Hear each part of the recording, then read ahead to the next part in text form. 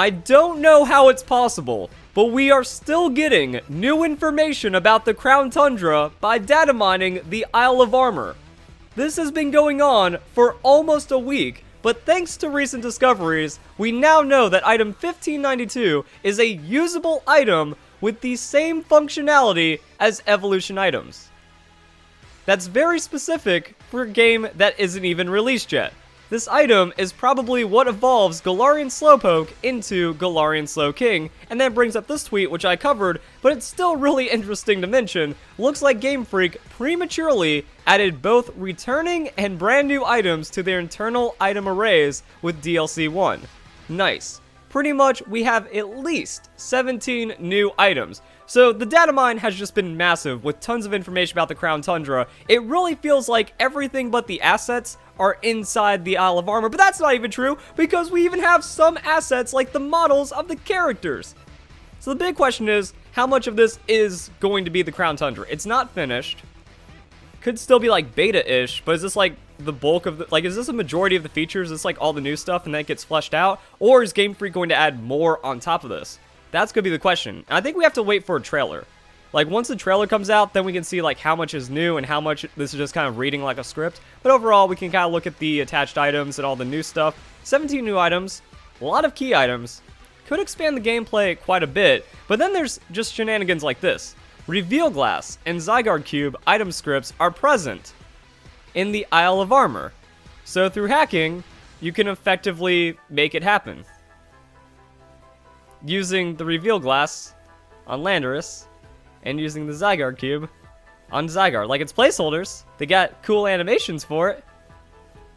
But it actually works, and the game doesn't crash, and it treats it like what's happening.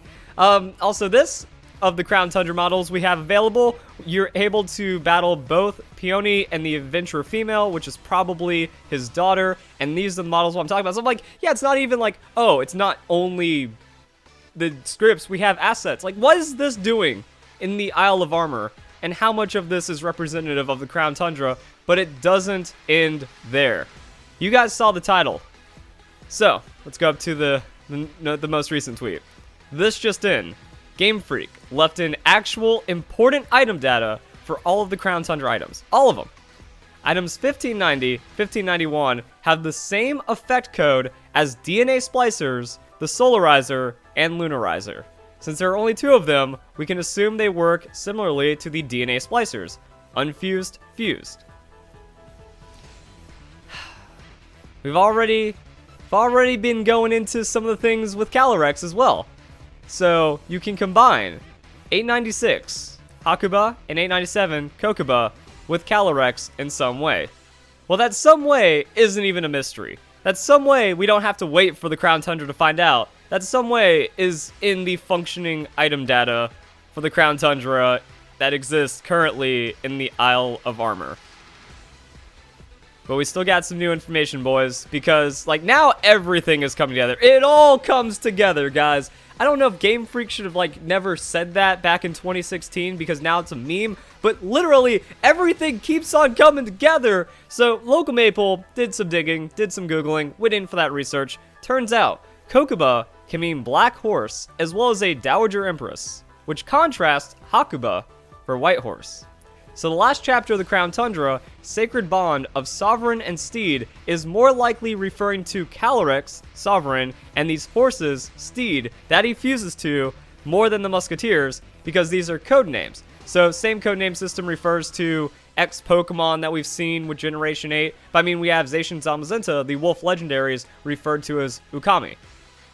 So, horses for the Kuba. And now we have just direct references to Calyrex in that. And the funny thing is, like, it was there already. We knew about this, but I thought this was going to be like some kind of Keldeo and the Trio Legendary with that. Because the weird thing is, for some reason, the Swords of Justice were just naturally available in Pokemon Sword and Shield. Like, you just transfer them in. But there wasn't, like, an event that happened before the Isle of Armor. We still don't know anything about that. So I was wondering, like, oh, is the DLC going to have, like, some kind of cool Swords of Justice story? No, this is going to be Calyrex's story, which also makes sense because Calyrex is the big legendary Pokemon that's already been revealed and has a lot of story going around it, but there's nothing really pointing to that from the data mine. unless you just read language and apply English. Because when I think of the word sovereign, I don't think of the actual title of sovereign. That might just be me. That might just be my poor public schooling education. But you think like sovereign nation, sovereign citizen, or something more isolated but independent. No, sovereign is a supreme ruler, especially a monarch. Oh, now it makes sense. This Pokemon ruled all of Galar in ancient times, though it appears delicate and slight. Yeah, it's the supreme ruler, and it can also just see every past, present, and future event. So now, when we go back to this, Sacred Bonds of Sovereign Seed, the bond of the noble leader Calyrex and its steed, which are referenced in the Datamine. Man, like, I don't know how it could even be spelled out any more than that. Excuse me, Game Freak. That's kind of crazy. Like, what is all of this information do? Like, is Game Freak doing this? Is this their news drop? Instead of giving us, like, a trailer every month like we saw with Pokemon Sun and Moon, like, does Game Freak have the hard research? Or are they just incompetent when it comes to game data at this point? I don't even know anymore. Because after Omega Ruby and Alpha Sapphire, they made an attempt. Like, Omega Ruby and Alpha Sapphire just had everything. We could see all of the new Mega Pokemon. Actually, let me go and pull something of that up. There we go. We got some nice background going on from an older video, and then this was actually the dump that we had from it. So there was also like extra map data, and when it was hatched, people could like explore a bit extra outside of it. But pretty much like way too much information about Omega Ruby and Alpha Sapphire was in the game. Like the game was almost functional minus the map, much like we're seeing here. So then with Pokemon Sun and Moon, Game Freak decided to make things a little different. This is the classic, guys. Moves, scrubbed. Base stats, scrubbed. Text and names, scrubbed. Pokedex amount, scrubbed. Wow.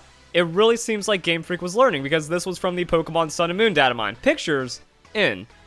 Never mind, we just get to see all of the new Pokemon. There's the Toucan Pokemon that we were waiting for. There's the Alolan forms.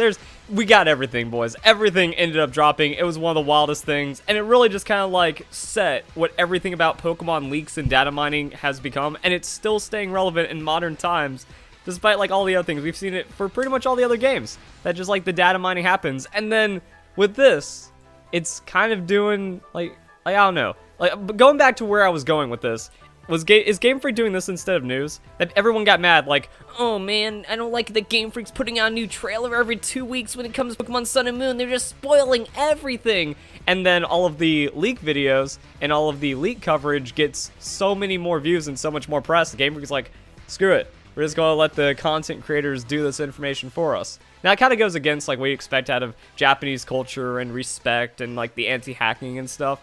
But I mean, at this point, it feels deliberate. I think people have been saying that for a long time. It's like, really? There's no new surprises when it comes to Datamine anymore because you can just find all kinds of stuff still in the games. Oh yeah, and then the Pokemon following animations were in Sun and Moon.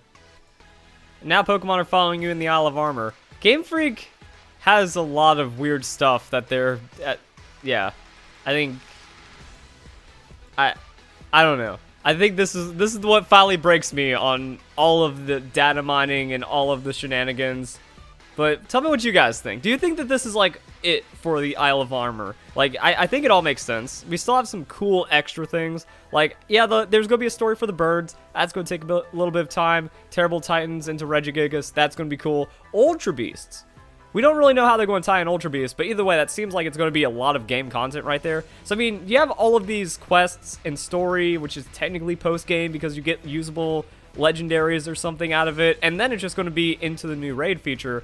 So if that's a lot of it, that makes sense. The Pokedex amount seems really small. I talked about that recently. So it doesn't seem like there's going to be a lot of new Pokemon outside of legendaries coming in. The Isle of Armor map, or not the Isle of Armor, the Crown Tundra map looks pretty large. It's just going to be like stuff. And I guess a big question is how much extra stuff outside of what we already know. Like, I think there's enough.